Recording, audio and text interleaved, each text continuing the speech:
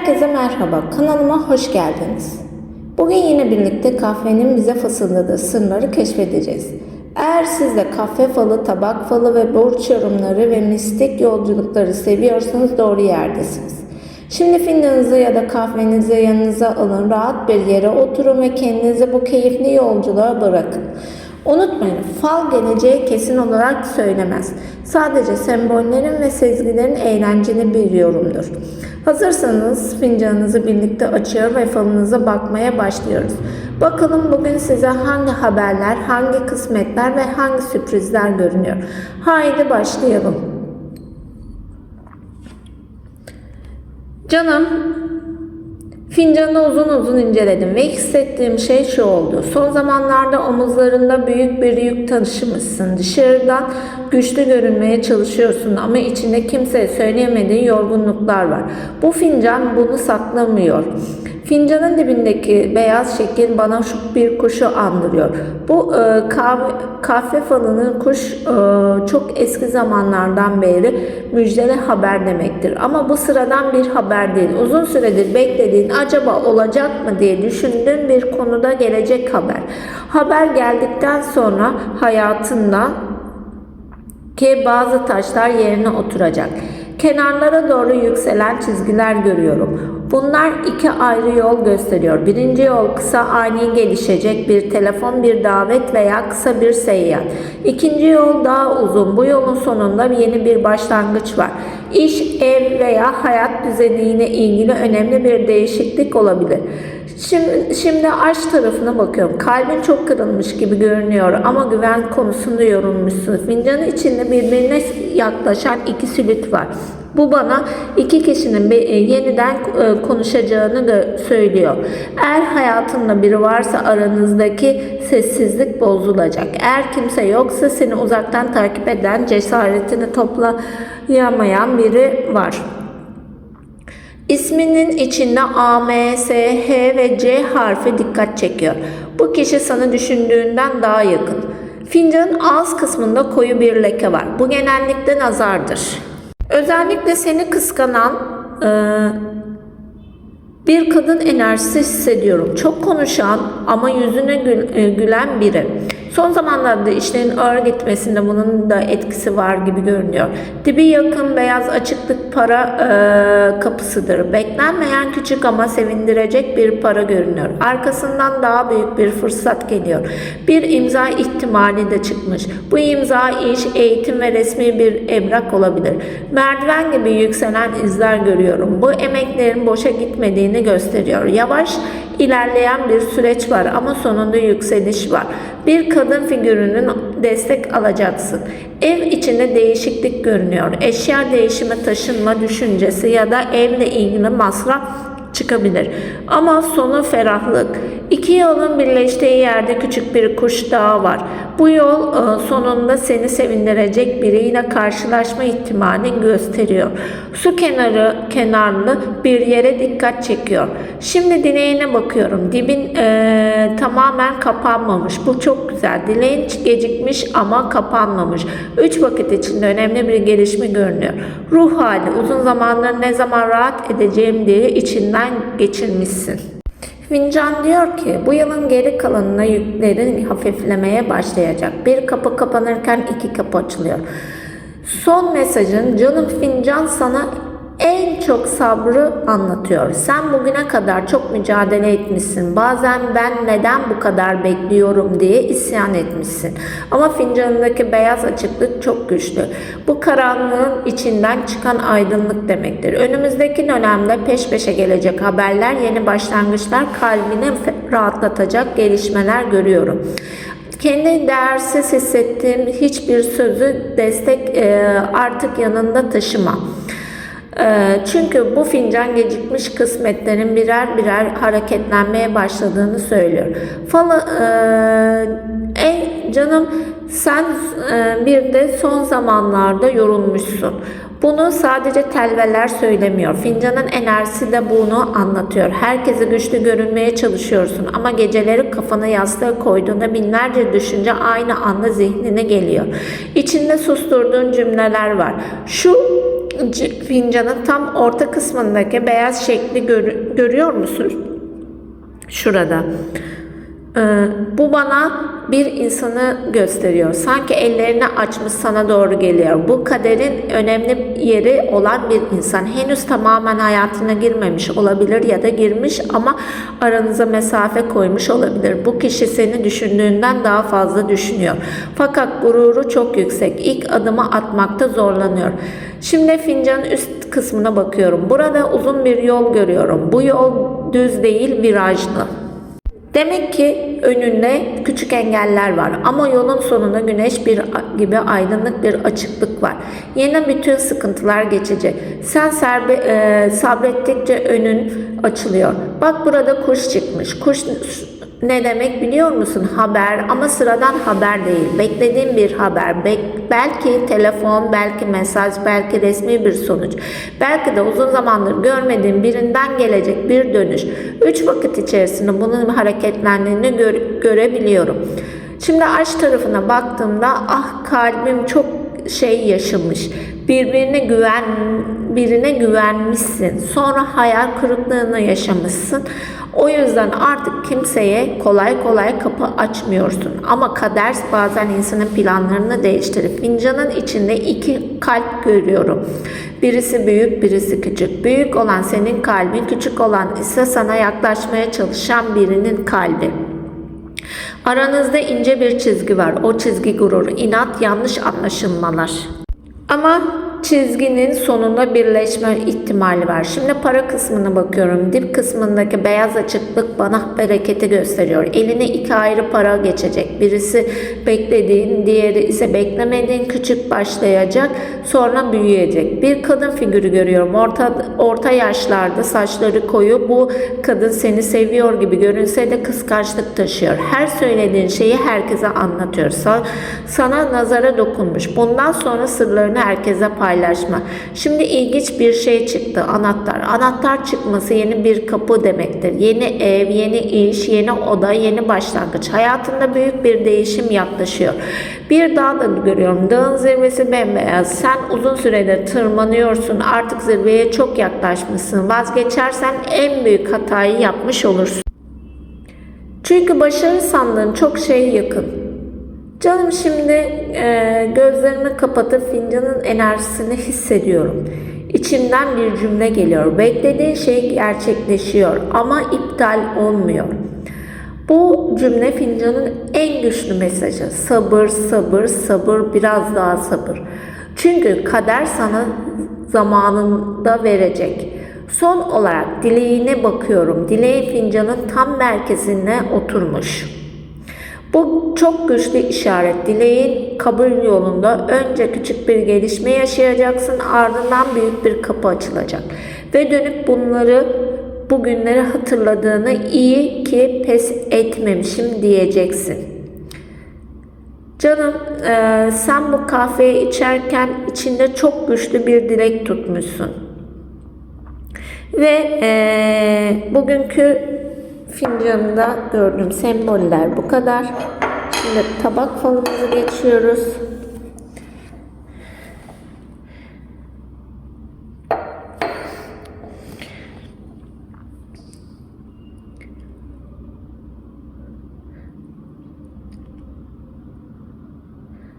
Telvenin büyük kısmı tam ortada toplanmış. Tabak falında bu uzun zamandır taşıdığın ağır bir yük demektir. Ama dikkat et, telvenin çevresi tamamen kapanmamış. Bu da yükün çözülmeye başladığını gösteriyor. Şu sağ tarafa doğru uzayan ince çizgiyi görüyor musun? İşte bu bir yol. Ama öyle sıradan bir yol değil. Bu yol seni beklediğin bir gelişmeye götürüyor. Sanki biri sana gel konuşalım diyecek ya da uzun zamandır beklediğin bir kapı kendiliğinden açılacak. Şimdi gözüm şu yukarı doğru çıkan ince izlere takıldı. Bunlar bana merdiven gibi görünüyor. Merdiven adım adım yükselmek demektir. Sen hep neden benim işlerim ağır ilerliyor diye düşünmüşsün. Çünkü kader seni hızlı değil sağlam yükseltiyor. Bir basamak çıkıyorsun, sonra dinleniyorsun. Sonra ikinci basamak geliyor. Sonunda geriye dönüp baktığını iyi ki acele etmemişim diyeceksin. Bak, burada küçük bir insan silüetü var.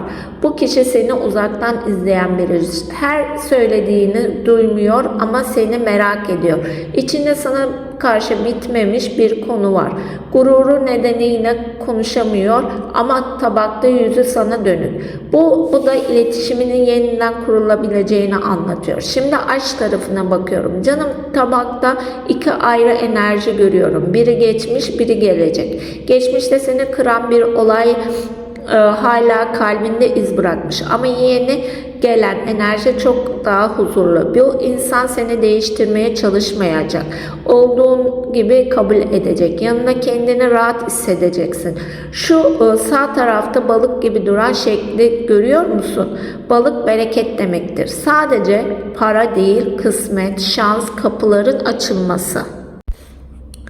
Önümüzdeki aylarda peş peşe küçük sevindirici gelişmeler yaşayabilirsin. Sol taraftaki tek damla dikkatime çekti. Bu damla dökülmüş gözyaşı gibi ama eski, yani artık geride kalıyor. Yeni gözyaşı görünmüyor. Bu çok güzel. Bir kadın figürü görüyorum. Yaşı senden büyük olabilir. Sana iyi niyetle yaklaşan biri. Onun duası üzerinde. Ne zaman zor durumda kalsan sana destek olmaya çalışıyor. Bir de nazar çıkmış. Özellikle son zamanlarda çok konuşulan bir konu olmuş.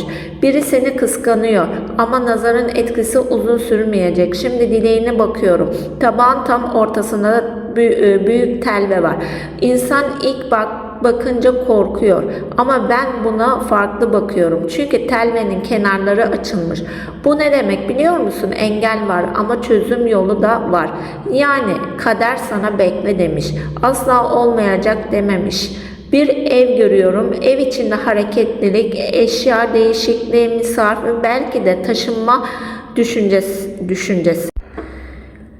Ev enerjin değişiyor. Şimdi de çok ilginç bir şekil çıktı. Anahtar. Anahtar her zaman yeni kapıdır. Yeni başlangıçlar, yeni fırsatlar.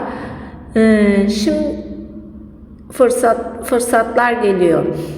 Bu içimden tek bir cümle geliyor. Bu kadar, beklediğin şey, beklediğin değişecek. Sabır sınanmış, emek verilmiş, dualar edilmiş ve artık yavaş yavaş karşılığını almaya başlayacaksın. Son olarak sana şunu söylemek istiyorum. Bu tabak bana korku değil, direnç gösteriyor. Ne kadar yorulmuş olsan da vazgeçmeyen bir ruh görüyorum. Hayat bazen seni denemiş, bazen yalnız bırakmış, bazen de artık olmayacak galiba dedirtmiş. Ama telvenin en güzel tarafı şu: hiçbir yol kapanmamış. Aksine sağ tarafta uzayan çizgiler yeni yolların açılacağını söylüyor. İçinden tuttuğun dilek için 3 vakit hissi güçlü. Önce küçük bir haber, ardından daha büyük bir gelişme görünüyor. Falın hayrına çıksın. Gönlüne ferahlık, yoluna açıklık, kısmetine bereket olsun. Tabağın tam ortasında büyük ve yoğun bir telve birikmiş. İlk bakışta ağır bir yük gibi duruyor ama dikkat edersen kenarlarında dışarı doğru ince yollar açılmış. Bu bana şunu söylüyor: hayatında seni uzun zamandır meşgul eden büyük bir mesele var.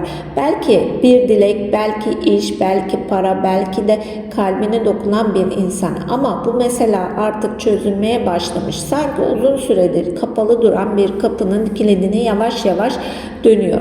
Şimdi tabağı biraz çeviriyorum. Burada yukarı doğru uzanan ince bir çizgi görüyorum. Bu çizgi bana bir yolu değil, adeta kader yolu gibi geliyor. Yolun başında küçük noktalar var. Bunlar peş peşe gelecek haberleri simgeliyor. Ben bu haberlerden birinin seni çok şaşırtacağını hissediyorum. Yok artık, bunu hiç beklemiyordum diyeceğim bir gelişme var. Kalbin sesi. Şimdi gözlerimi kapatıyorum ve tabağın enerjisini hissediyorum. Kalbin çok yorulmuş. Herkese güçlü görünüyorsun ama geceleri kendi kendine konuştuğun zamanlar olmuş. Bazen ben neden bu kadar bekliyorum diye sormuşsun. Tabağın cevabı çok net. Çünkü sana gelecek olan şey aceleyle değil, zamanı gelince gelecek. Bak canım, sağ tarafta birbirine yaklaşan iki şekil görüyorum. İlk başta iki kuş sandım. Sonra dikkat edince iki insanın silüetü gibi göründü. Bu iki kişi arasında konuşulmamış sözler var. İnat var, gurur var ama sevgi ve tamamen bitmemiş. Eğer hayatında biri varsa aranızdaki sessizlik bozulabilir. Eğer yalnızsan seni uzaktan takip eden ama cesaret edemeyen biri dikkat çekiyor.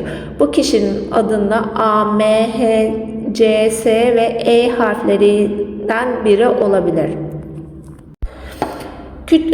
Şuradaki küçük koyu lekeyi görüyor musun? Bu tek başına durmuş. Bu bana nazarı anlatıyor. Özellikle kıskanç bir kadın enerjisini hissediyorum. Yüzüne gülüyor ama senin mutluluğunu görünce içten içe rahatsız oluyor. Çok fazla planı herkese anlatmamaya çalış. Telvenin sağ tarafta dallanmış. Bu çok güzel bu para girişidir. Bir değil iki ayrı kısmet. Biri beklediğin, diğeri hiç beklemediğin. Özellikle resmi bir evrak veya imza ihtimali dikkat çekiyor. Burada merdiven gibi izler var. Merdivenler her zaman yükseliştir ama basamak basamak sen bazen kendine başkalarıyla kıyaslıyorsun. Yapma. Çünkü senin yolun farklı, geç olacak ama sağlam olacak. Ev içinde hareket görüyorum. Misafir, küçük bir değişiklik. Belki eşya, belki oda. Belki de tamamen yeni bir yaşam düzeni. Ev enerjin değişiyor. Yol ve uzayan çizgi bana uzak bir yolu anlatıyor. Su kenarı olan bir yer olabilir. Bu yolun sonunda sevindirici bir karşılaşma görünüyor. Şimdi dileğin bakıyorum. Telva tam ortada ama dikkat et. Etrafı tamamen kapalı değil. Bu çok önemli. Çünkü fal dilinde şunu söylüyor. Dileğin gecikmiş ama önü kapanmamış. 3 vakit içinde küçük bir işaret alıyorsun. Arkasından daha büyük gelişme geliyor. Canım, bu tabağın bana verdiği en güçlü his, sen bugüne kadar çok mücadele etmişsin. Bazen yorulmuşsun, bazen ağlamışsın, bazen artık olmayacak demişsin. Ama kader sana sessizce şunu söylüyor. Biraz daha dayan. Beklediğin kapı açılıyor. İçindeki sıkıntının yerine yavaş yavaş huzur alacak. Kısmetlerin hareketleniyor. Yeni insanlar, yeni haberler ve yeni başlangıçlar görünüyor. Ve en önemlisi bu tabakta karanlığın içinden çıkan bir aydınlık var. İşte bu yüzden içime doğan cümle şu oluyor. Yakında yüzünü güldürecek bir gelişme yaşayacaksın ve bugün yaşadığın bekleyişi geride bırakacaksın. Evet sevgili dostlarım. Bugünkü fal yorumumuzun sonuna geldik. Umarım yorumlarımızın size keyif vermiş, içinize umut ve güzel bir enerji katmıştır. Unutmayın, fal geleceği kesin olarak söylemez. O sembolleri ve sezgileri yorumlanmasıyla yapılan geleneksel ve eğlence amaçlı bir rehberliktir. En güzel geleceği her zaman kendi seçimlerimiz ve attığımız adımlar şekillendirir. Videoyu beğendiyseniz beğenmeyi, kanala abone olmayı ve bildirim zilini açmayı unutmayın. Böylece yüklediğim yeni kahve falı, tabak falı ve burç yorumlarından ilk kez haberdar olabilirsiniz. Yorumlar kısmını fincanınızda ve tabağınızda en çok dikkat çeken şekli yazmayı da unutmayın. Belki de bir sonraki videoda sizin yorumunuzu da yer veririm. Bir sonraki videoda yeniden görüşmek dileğiyle. Kısmetiniz açık, yolunuz aydınlık, gönlünüz huzurlu dolu olsun.